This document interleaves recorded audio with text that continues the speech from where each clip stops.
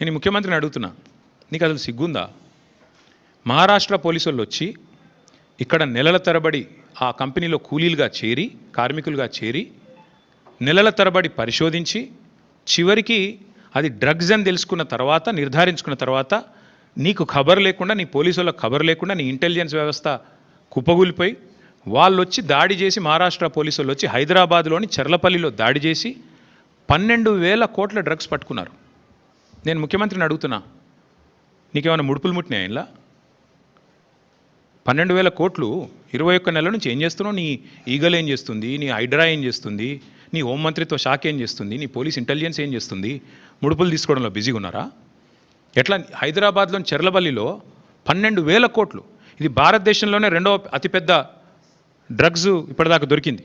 ఇదివరకు ఒకసారి గుజరాత్లో దొరికింది 21,000 కోట్లు, ఇప్పుడు రెండోసారి 12,000 కోట్లు. సిగ్గులేని విషయం ఏంటంటే, సిగ్గుపడాల్సిన విషయం ఏంటంటే, మన పోలీసులకు ఖబర్ కూడా లేదు. మహారాష్ట్ర పోలీసులు వచ్చి దాడి చేసేదాకా మన పోలీసులకు ఖబర్ కూడా లేదు. ముఖ్యమంత్రి గారికి ముడుపులు అందినాయి అనేది నా అనుమానం. అందుకే చూసి చూడనట్టు వేయండేమో, లేదా ముఖ్యమంత్రి బిజీగా ఉన్నాడేమో.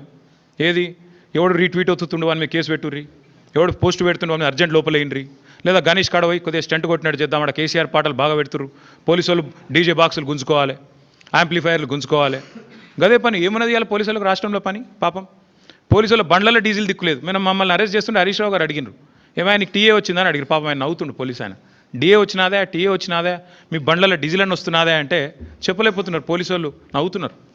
అట్లాంటి పరిస్థితి ఉన్నది వాళ్ళు. అందుకే ఈ రాష్ట్ర హోంమంత్రికే ముడుపులు అందినట్టుగా నాకైతే అనుమానం ఉంది. ఇప్పుడు దాదాపు 20-25 రోజుల కింద అనుకుంటాను, ఉపరాష్ట్రపతి ఎన్నికల ఘట్టానికి తెరలేసినప్పుడు మేము స్పష్టంగా చెప్పాం, రాష్ట్రంలో 70 లక్షల మంది రైతులు, ఈరోజు మనం ఈ నిమిషం ఇక్కడెక్కడైతే మాట్లాడుతున్నామో, ఈరోజు మనం ఇక్కడున్నాం హైదరాబాద్లో, లక్షల మంది రైతులు ఇవాళ క్యూలలో ఉన్నారు ఎరువుల దుకాణాల ముంగట.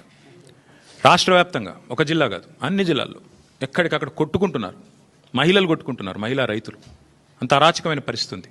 20-25 రోజుల కిందట మేము మా పార్టీ నుంచి డిమాండ్ చేసినాం, ఇది రాష్ట్ర ప్రభుత్వ వైఫల్యమా, కేంద్ర ప్రభుత్వ వైఫల్యమా, ఎవరిది అన్నది మీరు తెలుసుకోండి, కానీ రైతులకు ఎరువులు అందించండి. మీరు అందిస్తే తప్పకుండా మీకు మద్దతు ఇచ్చే అంశం పరిశీలిస్తామని చెప్పాం. We have nothing against the 2 candidates. ఇద్దరు మంచోళ్ళే కావచ్చు, justice Reddy and CP Radhakrishnan ఇద్దరు కూడా మంచోళ్ళే కావచ్చు, మేము కాదంటలేదు. కానీ ఇవాళ వాళ్ళు ఇద్దరు అభ్యర్థులు కూడా 2 వ్యవస్థలకు ప్రతినిధులు.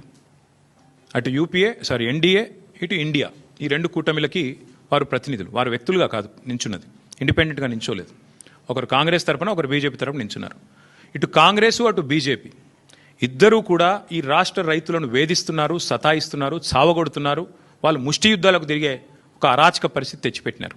20-25 రోజుల కింద మేము హెచ్చరించినా, అప్రమత్తం చేసినా ఇంతవరకు కేంద్ర ప్రభుత్వం స్పందించలేదు, రాష్ట్ర ప్రభుత్వం స్పందించలేదు. అందుకే 70 లక్షల మంది తెలంగాణ రైతన్నల తరపున మేము నిర్ణయం తీసుకున్నాం.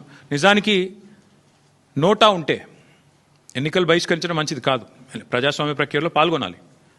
నోటా అనే బటన్ ఉంటే అందులో నోటా కొత్తటోళ్ళం, కానీ నోటా లేదు. అటో ఇటో ఏదో రెండిట్లో ఏదో ఒకటి చేయాల్సిన పరిస్థితి ఉంది. అందుకే ఈ ఎన్నికలు మేము we are abstaining, we are not going to participate as a party. నిన్నగాక మొన్న 2 రోజుల కిందట మా రాజ్యసభ ఫ్లోర్ లీడర్ సురేష్ రెడ్డి గారిని, అదేవిధంగా అందుబాటులో ఉన్న రాజ్యసభ సభ్యుల్ని పెద్దలు కేసీఆర్ గారు లంచ్కి పిలిచారు. మీటింగ్ కూడా అయింది, చర్చ కూడా జరిగింది ఏం చేద్దామని. చర్చించిన తర్వాతనే, అందుబాటులో ఉన్న ముఖ్యులతో కూడా చర్చించిన తర్వాతనే నిర్ణయం తీసుకున్నారు. ఈ ఎలక్షన్లో మేము ఎవరికి కూడా సబార్డినేట్ కాదు, ఎన్డీఏ సబార్డినేట్ కాదు, మేము ఇండియా సబార్డినేట్ కాదు, మేము తెలంగాణ ప్రజలకు సబార్డినేట్ అంతే. కాబట్టి తెలంగాణ ప్రజల పక్షాన వారి బాధను వ్యక్తం చేయడానికి ఇది ఒక వేదికగా వాడుకుంటున్నాం. తెలంగాణ రైతుల పక్షాన ఈ ఎన్నికల్లో మేము పాల్గొనబోట్లేదు. మరిన్ని అప్డేట్స్ కోసం మా ఛానల్ ని సబ్స్క్రైబ్ చేయండి. ధన్యవాదాలు.